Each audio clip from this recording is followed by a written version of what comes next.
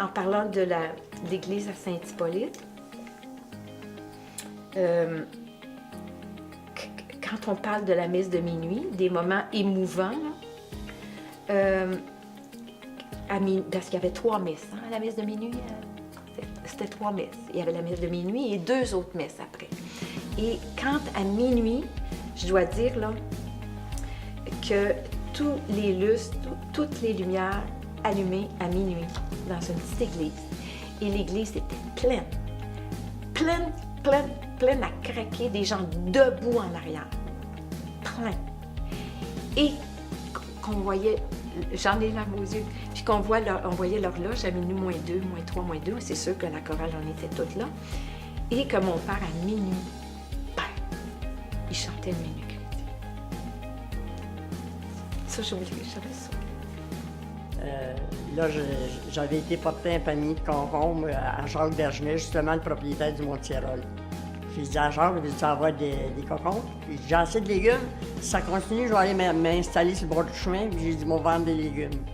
Mon mari, ça n'a pas tombé dans l'oreille d'un sourd. Fait que là, il y a Roger Hamel qui venait au lac, il avait acheté les bretelles là, au domaine Namur. Ça fait que ça a pris une semaine. Ils ont fait la bâtisse, ils l'ont teint. La première semaine, c'était énervant pas mal. Mais mes filles ont travaillé avec moi. Il y en avait 2 qui travaillaient avec moi, puis les fins de semaine, c'était juste pour le samedi et le dimanche, c'était juste pour fournir. Mais à l'époque, il y avait comme un centre communautaire à cet endroit-là, qui est devenu par la suite une espèce de club qu'on appelait le Petit Miami. Là, maintenant, ça n'existe plus. Ma tante habitait juste de l'autre côté du ruisseau, donc à côté. Et quand j'étais jeune, je me souviens que dans le petit centre communautaire, on avait toutes sortes d'activités. Entre autres, c'était une des premières fois où je suis allée au cinéma. Parce qu'on faisait des journées ou des soirées cinéma, je ne me rappelle plus. Et c'est là que j'ai vu les films de Laurel et Hardy. Oui, Profiter de la nature. Oui, puis mon gros pique-nique que je donnais, là, que mon programme favori, c'était la météo. Je voulais faire ça quand il faisait beau, là. Et puis, mais chaque année, on s'est réunis, hein, les gens du Lac-Aliosse. Oui. Maintenant, c'est plus un toit à 6 ou un toit parce que c'est l'ouvrage de faire une épluchette de blé d'Inde. Puis en plus de ça, les gens vieillissent un petit peu. Puis nous autres, on est les plus vieux ici, là, hein? On est les plus vieux. Moi, j'ai adoré le lac bleu, moi. Oui, j'ai adoré ça. J'ai tellement travaillé, c'est ça qui me l'a fait aimer. Puis j'étais un gars du lac Conley, moi. Donc, Vous avez eu un chalet, vous avez eu non, au lac Conley, je louais. OK. Je louais parce que c'était au début de notre travail, on n'avait pas gagné d'argent. Ça se trouve pas cher, par exemple.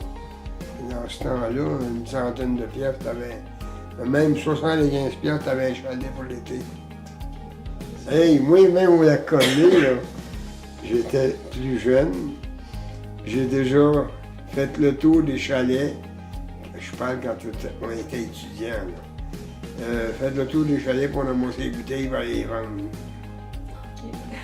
J'ai connu ça, moi. C'est un hasard de travail qui a fait que mon père, en accompagnant ses patrons à Saint-Hippolyte pour faire un ouvrage de couverture sur un des emplacements qui appartenait au prêtre de Saint-Sulpice, a passé devant un petit chalet au lac des 14îles et tout bonnement, en regardant l'abbé qui était avec lui dans l'auto, il lui aurait dit et que ce serait extraordinaire d'avoir cette petite maison-là pour ma grosse famille. À Saint-Hippolyte, là, quand on a des paysages merveilleux et des lacs, c'est beau. Moi, dans les montagnes, là, je partirais plus de Saint-Hippolyte. Ça fait 57 ans qu'on est ensemble, puis c'est comme, pour nous autres, c'est comme les premières. Non, je sais pas. C'est comme si on était à 30 ans.